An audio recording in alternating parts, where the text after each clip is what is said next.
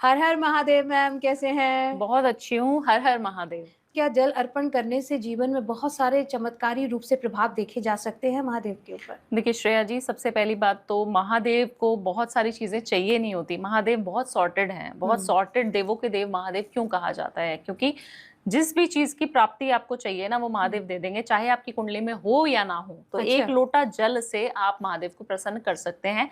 ये बिल्कुल आपने सही बात बोली और हर इंसान कर सकता है, हुँ, चाहे वो पूजा-पाठ में विश्वास करे या ना करे, वो महादेव को ज़रूर मानता होगा। या इंसान नास्तिक ही क्यों ना हो, हुँ, नॉन-वेज ही क्यों ना खाता हो, अल्कोहल हुँ, कंज़्यूम क्यों ना करता हो, बट वो शिव जी को ज़रूर मानता है क्योंकि शिव एक ऐसे देव हैं जिनको राक्षस गण भी मानते थे, जिनको देवता गण भी मानते थे। हुँ, कोई ऐसा सौम्य कैसे हो सकता है, इतना प्यारा कैसे हो सकता है कि सभी उसको चाहते हैं, सभी उसके मित्र हैं, पूरी हुँ, सृष्टि की संरचना जिसने की है वो साक्षात शिव हैं, क्योंकि उनका आज तक कोई अंत नहीं हुआ हुँ, और उनका प्रारंभ कहाँ से हुआ शिव का वो भी नहीं पता। सबसे बड़े योगी देख लीजिए तो शिव हैं, हुँ। सबसे बड़ा प्रेमी देख लीजिए तो शिव शिव है। है।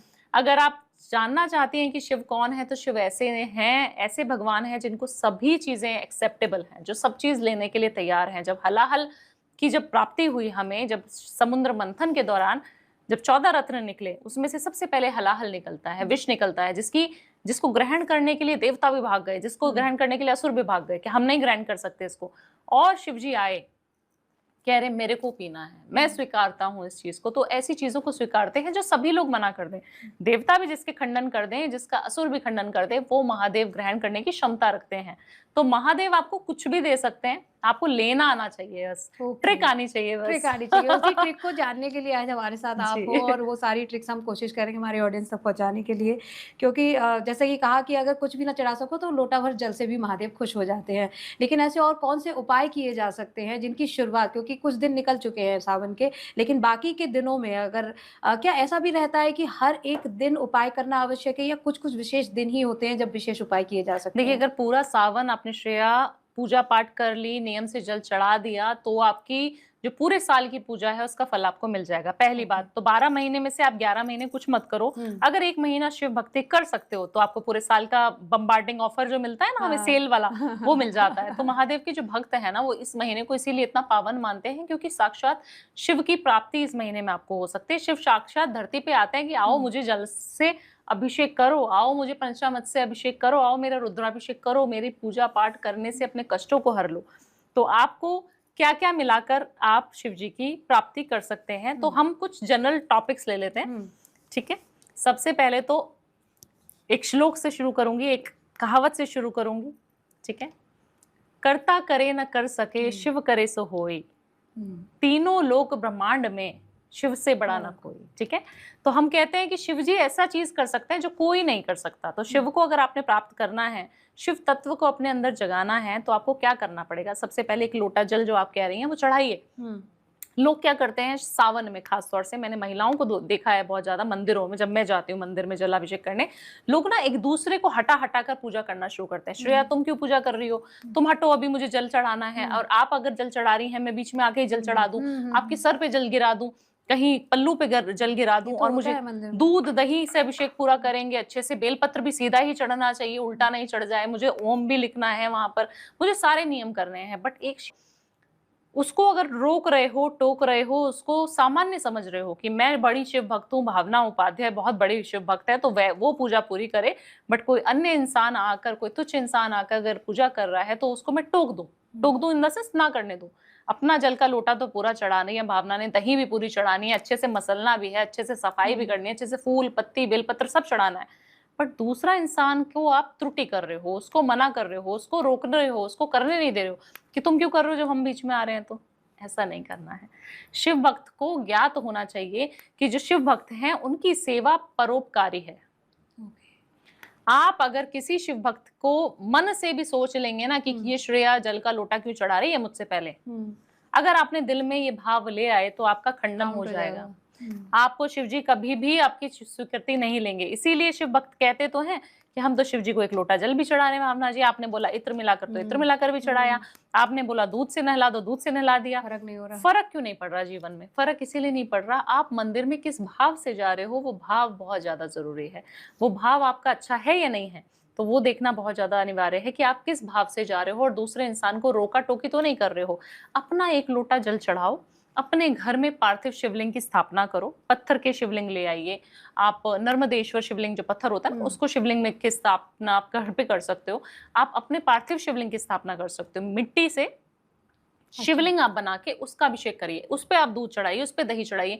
घर में क्या होगा, आपका एक तो शांति रहेगी, आप कुछ भी चीज चढ़ाना चाह रही हैं तो चढ़ा पाएंगी। आप मंदिर में हबड़ तबड़ में कितना चढ़ा पाएंगी? तो सिर्फ एक लोटा चढ़ाओ और ज्यादा किसी को परेशान मत करो, किसी से धक्का मुक्की मत करो। जितना आप शिव भक्तों की सेवा करोगी, कावड़ जब लेने जाते हैं श्रेया जी, कावड़ियों के पैर छुए जाते हैं, कावड़ियों का सम्मान इतना किया जाता है कि साक्षात भोलेनाथ का रूप है, इसकी जलाभिषेक इसको करो, उसको दूध से नहलाओ। काफी सारे गांव में पूरा अभिषेक किया जाता है, पंचामृत से अभिषेक किया जाता है उस इंसान का जो कावड़ लेना। हाँ, क्यों कहा जाता है कि एक शिव भक्त शिव का ही तत्व बन जाता है? क्योंकि शिव की जो भक्ति करता है ना, अगर उसने आप उसकी सेवा आपने कर ली तो आपको शिव की प्राप्ति हो जाएगी। अब आप क्या कर रहे हैं मंदिर में, एक लोटा जल आप भी चढ़ा रही हैं, दूसरे ने आपके ऊपर चढ़ा दी तो आपने गुस्से से देख भी लिया। अगर आपके भाव भी आ गए ना मन में, आपने कुछ कहा नहीं, बस फेस पे एक्सप्रेशन आ गए, आपके हाव भाव चेंज हो गए, आपका दिल चेंज हो गया, तो शिव की प्राप्ति कभी नहीं होगी। फिर उपाय करने का कोई मतलब नहीं है, मत जाओ।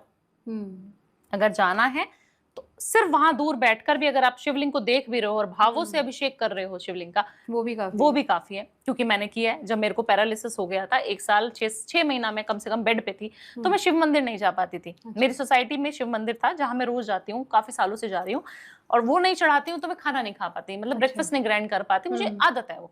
ठीक है, जब मैं 6 महीने बेड रिडन हो गई, मेरे को पैरालिसिस हो गया, तो मैं उस समय पे क्या करूं? मेरे को तो एक आदत है, जैसे एक तड़प होती है ना कि मेरे को मिलना है महादेव से, मुझे जाना ही है शिवालय, मुझे एक अधूरापन महसूस होने लगा अपने दिल में। जब मैं जा नहीं पा रही थी ना, मेरे को किसी ने बताया, मेरे मामा जो कथावाचक हैं उन्होंने बोला, क्योंकि ब्राह्मण फैमिली से हूँ, उन्होंने बोला कि बेटा ऐसा नहीं है कि आप जा नहीं पा रहे हो तो आप रो रहे हो, सिर्फ भावों से अभिषेक करो। मैंने बोला वो कैसे होता है? कह रहे आंख बंद कर, फील करके उसी मंदिर में तू पहुंच गई है, वो लोटा तेरे हाथ में है, तू जल चढ़ा रही है महादेव को, और ओम नमः शिवाय की चैंटिंग कर घर पे बैठ के।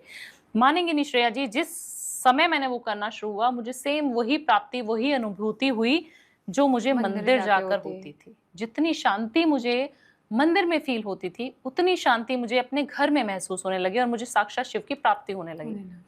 तो वो अधूरापन, वो इच्छा जो है ना आपकी, सिर्फ भावों से भी अच्छी हो सकती है, भावों से भी पूरी हो सकती है। महादेव इतने सौम्य हैं कि वो कुछ नहीं मांगते, उनको कोई फैंसी चीजें नहीं चढ़ाई जाती, उनको कोई फैंसी फ्लावर्स की माला नहीं चाहिए, उनको तो भांग धतूरा, जो सब तिरस्कार जिस चीजों का कर चुके हैं ना, वो महादेव स्वीकार करते हैं। तो क्या चीजें ऐसी लेकर जाएं भक्त मंदिर में या फिर अपने घर के मंदिर में महादेव पर चढ़ाएं कि उनके जीवन में, उनके व्यापार में वृद्धि, उनके जीवन में सुखों की वृद्धि होना शुरू हो जाए?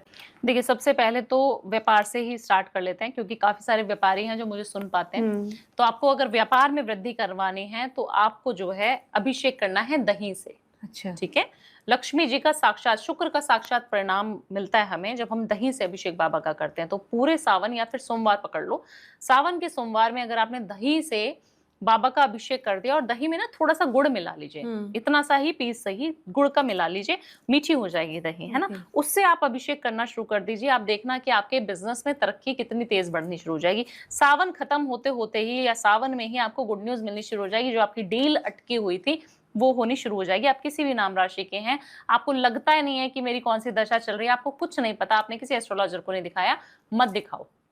ये जो मैंने बताया ये उपाय करो। आप देखना, कमेंट करके आपकी ऑडियंस मुझे बताएगी कि कितने लोगों को लाभ हुआ है। इतना कारगर सटीक उपाय, क्योंकि श्रेया जी इतने सटीक उपाय इतने दावे के साथ कैसे बोल पाते हो? क्योंकि खुद सबसे पहले अपने परिवार पे, अपने ऊपर आजमाए हुए हैं, ट्राई किए हुए हैं। फिर ऑडियंस जो मुझसे रोज दिन में 10 कंसल्टेशन रोज ले रहे हैं, उसमें से कम 100 लोगों को मैंने ये 1 हफ्ते में दिए होते हैं उपाय, और उसके रिजल्ट्स भी फिर हमें मालूम पड़ते हैं। जो आपको पैसा दे रहा है, जो आपसे कंसल्टेशन ले रहा है, जो आपकी इतनी महंगी फीस दे रहा है, वो इंसान बताएगा भी तो कि असर हो रहा है या नहीं हो रहा है। तो जब असर नहीं होगा तो वो पैसा क्यों देगा? तो वो भी हमें पता लग जाता है कि हाँ, ये उपाय हमारा कारगर है। तो ऐसे उपाय आपको जरूर करना चाहिए जिसको पैसा कमाना है, जिसको अपना बिजनेस बढ़ाना है। दूसरी चीज, प्यार मोहब्बत इश्क नहीं हो पा रहा है ना, शादी नहीं हो पा रही, और प्रेम के सबसे बड़े प्रतीक अगर हम कहें तो महादेव ही हैं, जिन्होंने अपनी गृहस्थी को सबसे ज्यादा प्रेम से संभोल के रखा हुआ है। बिल्कुल। तो ऐसे में जीवन में प्यार भी आए, रिश्ते भी संभल के रहें, क्या उपाय हो सकते हैं? देखिए, सबसे पहले आपको महादेव की सेवा करनी है। अगर प्यार चाहिए तो इत्र से, इत्र मिला लीजिए 1 लोटा जल में, और उससे अभिषेक करते रहिए। वो इत्र कौन सा होना चाहिए? चंदन का होना चाहिए, गुलाब का भी हो सकता है, बट चंदन इसलिए क्योंकि चंदन जो है शीतलता प्रदान करता हुँ। है, ठंडा माना जाता है।